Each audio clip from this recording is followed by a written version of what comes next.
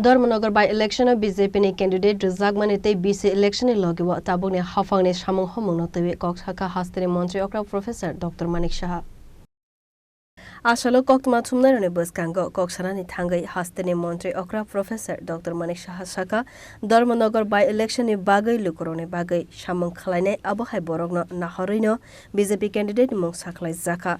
आबनि लगे लगेनो BC election तैबैबो कक्साका हास्तेनि मंत्री अक्रा प्रोफेसर डॉक्टर मानिक शाह এখন পার্টির থেকে ডিসিশন হয়েছে জহর চক্রবর্তী মহোদয়কে মনোনয়ন দিয়েছেন এবং উনি আমাদের ভারতীয় জনতা পার্টিতে বহু বছর ধরে ভারতীয় জনতা পার্টিতে আছেন এবং একজন সজ্জন ব্যক্তি বলতে যাকে বোঝায় এই জহর চক্রবর্তী মহোদয় এবং আমি যখন আগে ধর্মনগরে আমি যেতাম পার্টির কাজে 2016 আমার মনে আছে ওনার মানে মোটরসাইকেলে বসে আমি কিন্তু অনেক জায়গায় পার্টির কাজে আমি গেছি এবং ওনার যে ফ্যামিলি আছে পুরো ফ্যামিলি ভারতীয় জনতা পার্টির সাথে যুক্ত এবং আমার মনে হয় যে যেহেতু পার্টি এরকম একজন সজ্জন ব্যক্তিকে ডিসিশন নিয়েছেন এবং ধর্মনগরের মানুষ মানে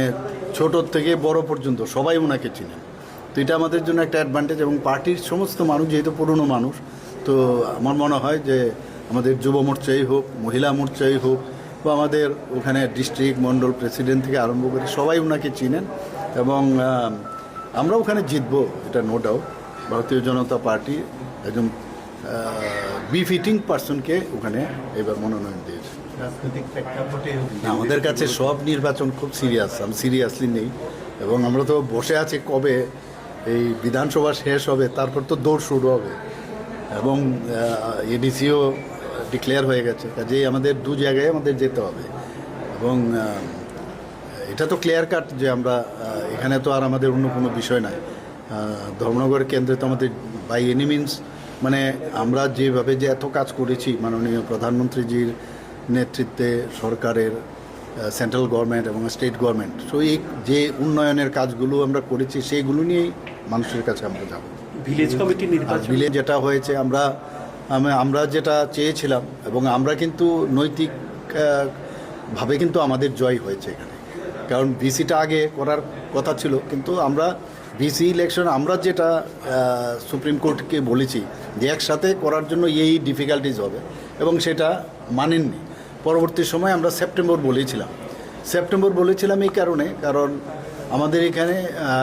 যে মনসুন সিজন সেটা কিন্তু অগাস্ট অবধি থাকে এবং আমাদের এখানে শুরু হয় মানে জুন জুলাই অগাস্ট কাজেই আমরা এর জন্য সেপ্টেম্বর রেখেছিলাম তখন সুপ্রিম কোর্ট থেকে বললেন যে আপনারা এফিডেভিট দিন why not it is before June কিন্তু মানে সবাই আমাদের এখানে তো মনসুন শুরু হয়েছে এপ্রিল মাস থেকে অলরেডি এখানে শুরু হয়ে গেছে বলা যায় তো এই ধারণাটা নাই তারপর যেহেতু বলেছে যে জুন জুলাই মাসে যাতে করা যায় কিন্তু এটা যদি ওই সময়ে যদি দেখা যায় যে বৃষ্টিপাত শুরু হয়ে গেছে তাহলে সুপ্রিম কোর্টে তার জন্য রিভিউ করবে এবং সেই রিভিউর মাধ্যমে হয়তো এটা পিছুতেও পারে কাজেই নৈতিকতার দিক দিয়ে আমরা কিন্তু সুপ্রিম কোর্টে আমরা জিত পেয়েছি কাউকেই বলছি না যে মানে ওনারা ওনাদের কাজ করবেন এবং বিরোধী মানে কি ওখানে তো সিপিএমের আমাদের কাছে যেহেতু সিপিএম প্রার্থী ঘোষণা করেছেন কিন্তু গত বছর যেটা আমার জানা সেখানে কংগ্রেসের খুব সম্ভব পার্টি ছিল যে এইবারের তো ওদের নিজেদের মধ্যেই সমঝোতা হয়নি তো ওরা বুঝবে কি যে ওই জায়গার মধ্যে আমাদের ভারতীয় জনতা পার্টি আমরা আমাদের বিষয় নিয়ে আমরা রাখবো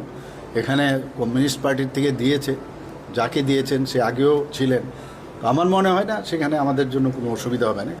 आशलो कक्सानानि थांगै तैबो साका हास्ते हाफां ताबुक दालबिदाल सकां मुंगने सामुं हमं खलायबि दंग हनै राजाखर आगुलिनि सिमी प्रणबनि ककथुम चिनि खरां।